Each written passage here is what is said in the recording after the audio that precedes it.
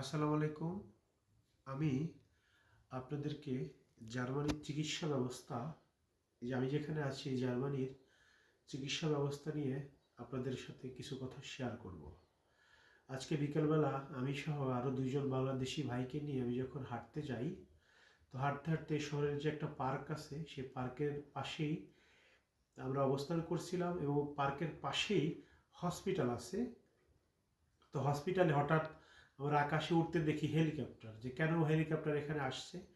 তো আমি যখন আমরা যখন হেঁটে হেঁটে হেলিকপ্টারের কাছাকাছি গেলাম, তখন দেখলাম যে হেলিকপ্টার যেটা আসছে সেটা হচ্ছে ইমার্জেন্সি রোগী নিয়ে আসছে। তো ইমার্জেন্সি রোগী নিয়ে আসছে, কেন নিয়ে এসছে? এই রোগীটা আহ, অনেক অসুস্থ।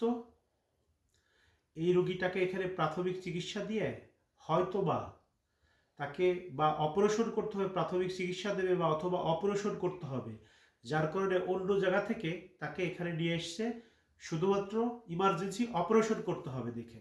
কারণ আমাদের দেশে অনেক রোগী থাকে যে স্ট্রোক করছে বা অন্য কিছু হয়ে গেছে, যে এই রোগীর অপারেশন ইমার্জেন্সি লাগবে। তো এক শহর থেকে অন্য শহরে নিতে যে সময় লাগে তা অনেক সময়, যার কারণে এরা হেলিকপ্টার ইউজ করে। চলুন আমরা দেখি।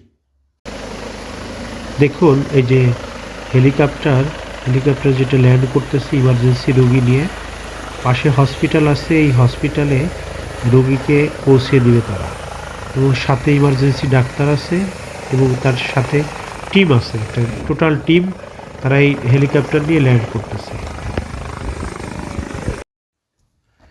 এ ধরনের সুযোগ সুবিধা প্রতিটা জার্মান নাগরিক পেয়ে থাকে।